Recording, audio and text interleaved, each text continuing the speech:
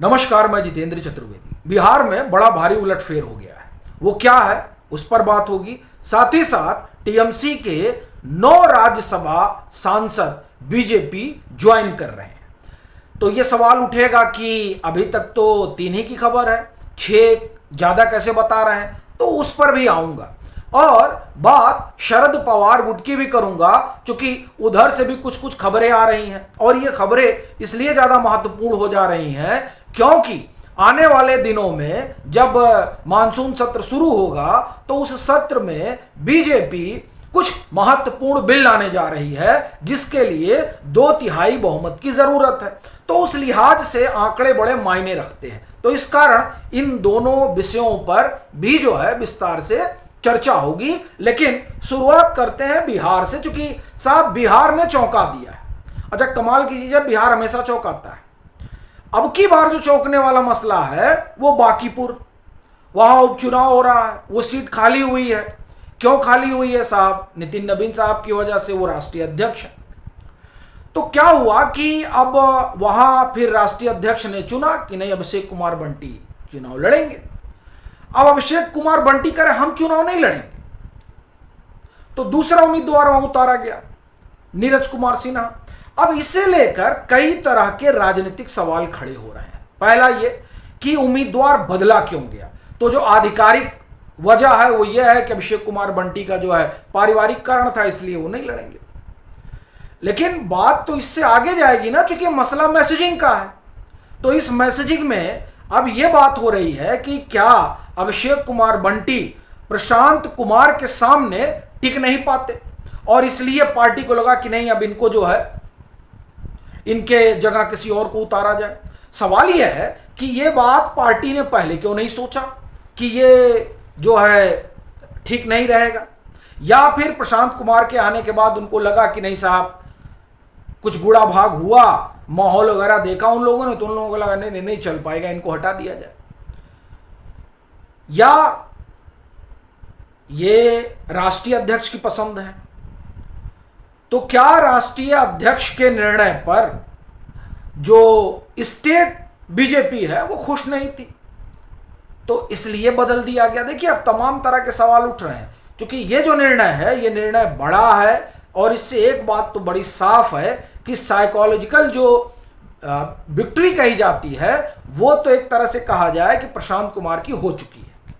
और बांकीपुर में साइकोलॉजिकल, जिसे आप कहें कि हार मनोवैज्ञानिक, वो बीजेपी एक तरह से कहा जाए कि मान चुकी है। अन्यथा इस तरह का उलटफेर नहीं होता है, इसीलिए इसकी चर्चा बहुत है। यह घटना साधारण तौर पर नहीं देखी जा रही है। तो अब देखिए उसमें क्या होगा, यह अलग मसला है। लेकिन इस तरह के तमाम सवाल उठ रहे हैं और इस सवाल के बड़े राजनीतिक मायने हैं। लेकिन अभी उस पर नहीं जाएंगे कि अगर प्रशांत किशोर जीत कर आते हैं तो क्या कुछ होता है, क्योंकि प्रशांत किशोर के जीत के आने के बाद बिहार की पॉलिटिक्स में कई सारे बदलाव होंगे। और उस बात के पूरे संकेत हैं साहब कि अगर प्रशांत किशोर विधानसभा पहुंचते हैं तो बहुत कुछ ऐसा होगा जो अप्रत्याशित है। तो वो क्या है, चूंकि वो अभी विशुद्ध कयास होगा, इसलिए उधर नहीं जाऊंगा। लेकिन ये जो उलटफेर हुआ है उम्मीदवार वाला, ये वाकई में प्रश्न कई खड़े कर रहा है। दूसरा, टीएमसी पर आते हैं। देखिए, टीएमसी में यूं तो 3 राज्यसभा के सदस्यों ने इस्तीफा दिया था, उन्होंने भाजपा ज्वाइन कर ली। सुष्मिता देव और ये सुखेंदु शेखर राय और प्रकाश विक, ये 3 लोगों ने दिया था। ये बीजेपी में आ गए, बीजेपी ने इनको टिकट दे दिया कि साहब आपका जितना टेन्योर वो पूरा करिए आप। हालांकि इसको लेकर बीजेपी के अंदर कुछ हुआ कि आप कैसे इन लोगों को दे रहे हैं, तो वो केंद्रीय गृह मंत्री अमित शाह ने समझाया कि देखिए वो ठीक है, वो अभी उनको जो है करने दीजिए। वैसे भी वो नहीं इस्तीफा देते तो कौन सा आप लोगों को भेज दिया जाता, उन्हीं की सीट थी, उन्होंने छोड़ा तो हम लोगों ने भेज दिया। तो वो 3 जो है वो तो जा ही रहे हैं। अब मैं कह रहा हूं कि 9 आ रहे हैं, 9 आ गए हैं, तो 3 ये गए हैं।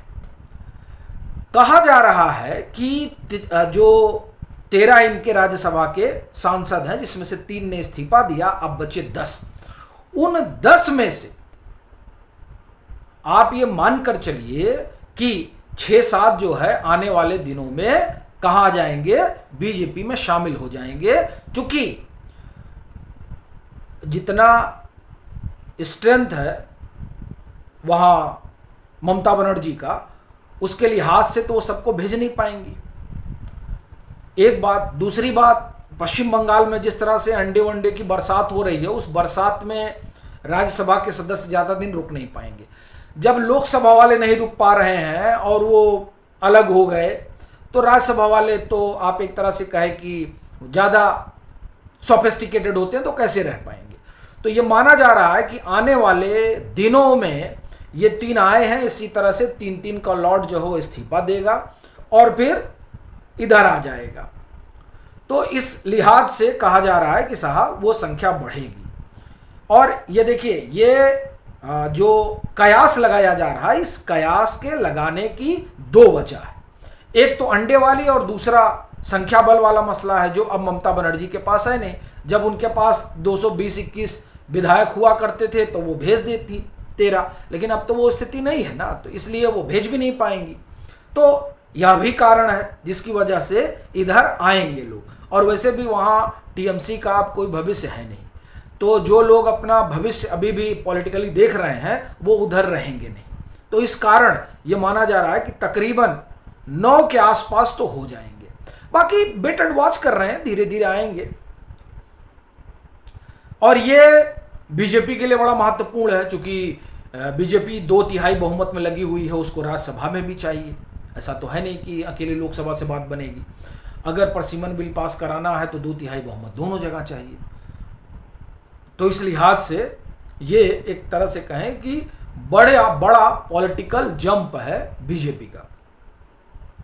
और इसी कड़ी में शरद पवार गुट को जोड़ा जाना चाहिए। क्यों साहब? देखिए, जो शिंदे और पवार साहब की मुलाकात हुई है ना, इस मुलाकात ने महाराष्ट्र के सियासी गलियारों में हलचल बढ़ा दी है। और चर्चा जो है वो बड़ी जबरदस्त चल रही है। पहले तो कहा जा रहा था कि नहीं, कहाँ इधर आएंगे पवार साहब, और जो है वो कांग्रेस में जाएंगे, तमाम तरह की बातें हो रही थी। लेकिन देखिए, पवार साहब कांग्रेस में जाएंगे, वो विलय करा लेंगे, इसकी संभावना बहुत कम है। और उसका कारण ये है कि जो एक व्यक्ति है, जो आप एक तरह से कहें कि चाहे बीजेपी हो या पवार साहब का गुट, उसमें एक शख्स कॉमन है, वो बड़े उद्योगपति हैं, आप भी जानते हैं। और उनका बड़ा अच्छा संबंध है किससे? पवार साहब से। और पवार साहब ये बात खुला बताते हैं, वो किसी से छिपाते उपाते नहीं। ये बड़ी चीज़ है कि अपने संबंधों को लेकर बड़े स्पष्ट रहते हैं। तो इस कारण जो है वो आएंगे कुल मिला जुलाकर इधर ही, इसीलिए वो एकनाथ शिंदे से उनकी मुलाकात हुई है। तो वो कुल मिलाकर जो उनके 8 सांसद हैं, वो ये माना जा रहा है कि उनका जो मत होगा वो बीजेपी गठबंधन के पक्ष में होगा। इसीलिए ये पूरी जो है मेल मिलाप चल रहा है। और यही नहीं होगा, वो और भी सांसदों को इन्फ्लुएंस करेंगे, क्योंकि उनका अपना विपक्ष में अच्छा प्रभाव है और उनका अपना अच्छा कद है। तो उसका एक तरह से कहा जाए कि इस्तेमाल होगा। और बीजेपी भी इसी कहें कि मोड में है कि कुल मिलाकर उसको जो 2/3 वाला मसला है वो पूरा हो जाए। तो इसका असर देखिए यही नहीं होगा, सिर्फ महाराष्ट्र में नहीं होगा, इसका असर आगे तक जाएगा। और इसमें आप समाजवादी पार्टी को भी जोड़िए। ये मैं इसलिए कह रहा हूँ क्योंकि समाजवादी पार्टी जो संकेत दे रही है, उस संकेत में वो महिला आरक्षण बिल का समर्थन करेगी और परसीमन बिल का भी समर्थन करेगी। चूंकि वो उनसे जो लोग मिल रहे हैं, ठीक है साहब, उन लोगों के जरिए उन्होंने संकेत दिया है। और इवन मीडिया से भी उन्होंने बातचीत में ये बात कही है कि हम महिला आरक्षण का कोई विरोध थोड़े कर रहे हैं, हमारी कुछ मांगे हैं, उन्होंने अपनी कुछ मांगे रखी हैं। तो उन मांगों में जो महिला आरक्षण की जब मांग होती है तो उसमें उनका अपना है कि अल्पसंख्यक, ओबीसी, ये दलित, उनका कहना है कि वो सारी चीज़ें उसमें उनके रिजर्वेशन को शामिल किया जाए। उस महिला आरक्षण वाले में। तो उन्होंने अपनी 2-3 मांगे सार्वजनिक की है। तो खैर वो तो शर्त वगैरह चलती है और उन्हीं शर्तों के आधार पर तमाम चीज़ें आगे बढ़ती हैं।